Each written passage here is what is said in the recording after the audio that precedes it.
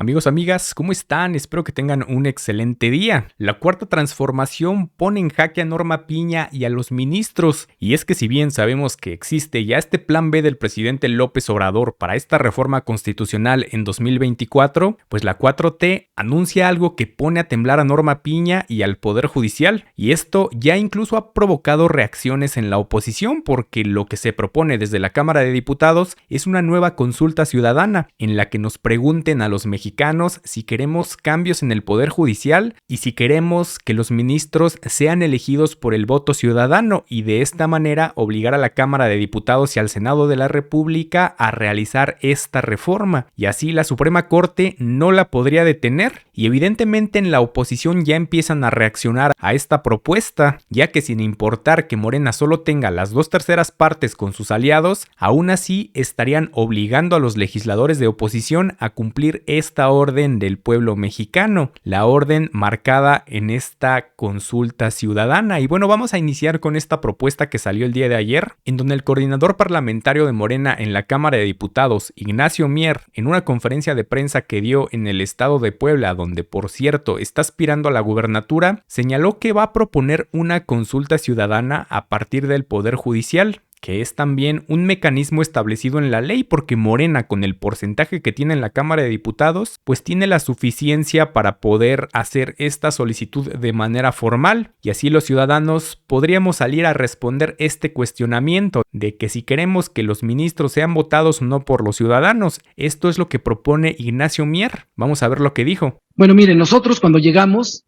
en la anterior legislatura, la primera ley que aprobamos fue la ley de remuneraciones de los servidores públicos, incluido los otros dos poderes, el poder ejecutivo y el poder judicial. En el poder judicial y en los organismos constitucionalmente autónomos, especialmente el INE y el INEGI, se ampararon. Son los organismos constitucionalmente autónomos, excepto la Comisión Nacional de Derechos Humanos, todos los demás ganan más que el presidente de la República. Ganando más que el presidente de la República, para ahí el que se lleva la medalla de oro por excesos, despilfarro, dispendio y abuso son en el Poder Judicial. Pero dentro de las medallas de oro, la de platino se la lleva la Suprema Corte de Justicia de la Nación, los 11 ministros de la Corte. La medalla de oro se lo dejan en la Judicatura Federal y la de platino se la llevan los 11 ministros de la Corte. Abajo están los privilegios, el nepotismo, el amiguismo, el compadrazgo, la promoción no en función del servicio profesional de carrera, sino de los cuates, la imposición de intereses económicos, sobre todo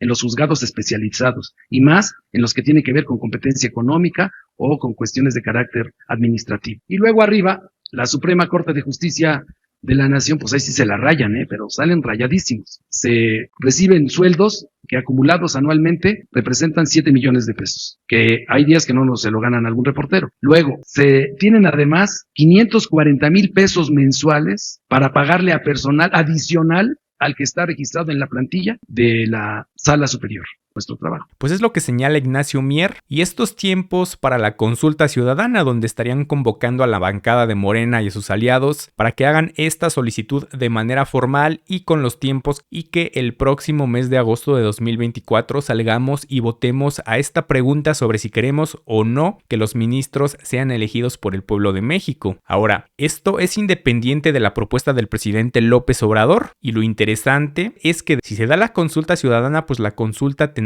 un resultado antes de conocer la propuesta del presidente, cuando menos ya de manera precisa, porque el presidente ya adelantó que va a entregar esta propuesta en el mes de septiembre. Y la parte importante en todo esto es que ya no está Lorenzo Córdoba en el INE. Esto significa que si se aprueba una consulta ciudadana para 2024, ya no habría el mismo boicot que hicieron Lorenzo Córdoba y Ciro Murayama, como sucedió con la consulta en contra de los expresidentes. Esta parte también es importante porque ahora sí tendremos una consulta como debe de ser, como lo marca la ley. Y pues obviamente esto ya empieza a preocupar a la oposición y empiezan a reaccionar también ante esta situación. Por ejemplo, Kenia López Rabadán, porque si bien parece fuera de toda proporción, es una jugada que no esperaban, que en una consulta ciudadana también los mismos ciudadanos, es decir, nosotros, obliguemos al Poder Judicial a someterse a este filtro de votación popular. Vamos a ver lo que dijo Kenia López.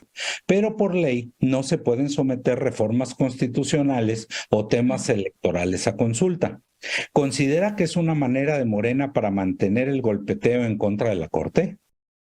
Sin lugar a dudas, ya sabemos que les encantan las chicanadas legislativas, ya sabemos que son corruptos, hasta para hacer leyes son corruptos en Morena. Pero nosotros lo dejamos claro. Es evidente que Morena no tiene las 2/3 partes para modificar la Constitución. Yo lo he dicho y lo reitero. No van a contar con mi voto, ni con el voto del PAN. Y claramente tampoco con el voto del bloque opositor para lastimar al Poder Judicial. Que no se hagan telarañas en la cabeza. No van a lastimar ni a la ministra presidenta ni a las y los ministros valientes.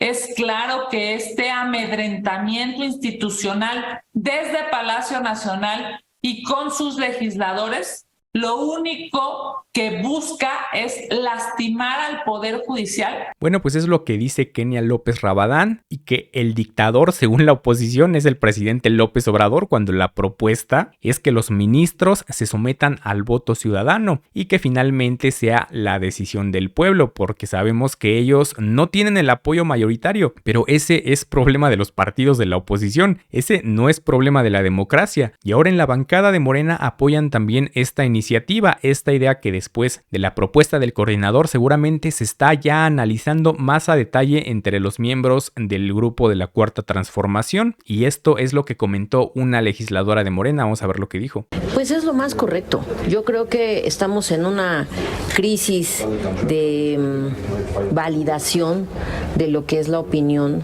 de las personas ante un fallo de la Suprema Corte por un asunto de procedimiento en la Cámara de Diputados, cuando somos los representantes de la gente, del pueblo, y que eso entonces lo pueda invalidar la Suprema Corte cuando ellos no representan al pueblo en su conjunto, pues yo creo que entonces sí hay que discutirlo con mayor profundidad.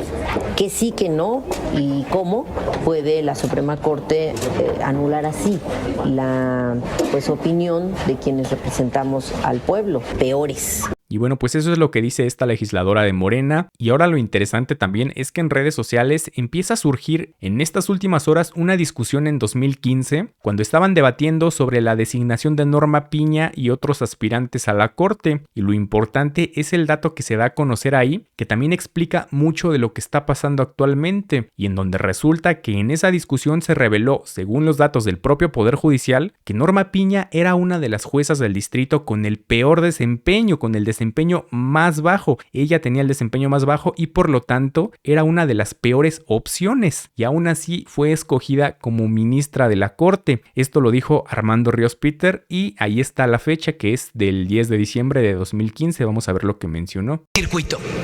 Y la pregunta que le hice yo fue: dígame por qué, a la luz del texto constitucional, usted destaca por la eficiencia. Porque esta mujer, que hoy está a punto de votar, que merece todo mi respeto por ser mujer, por ser profesional, pero no merece mi voto porque representa el último lugar en desempeño de todas las magistradas de circuito, por lo menos en esta tabla, que es la que saca el Poder Judicial. Esto es, compañeros y compañeras, la realidad.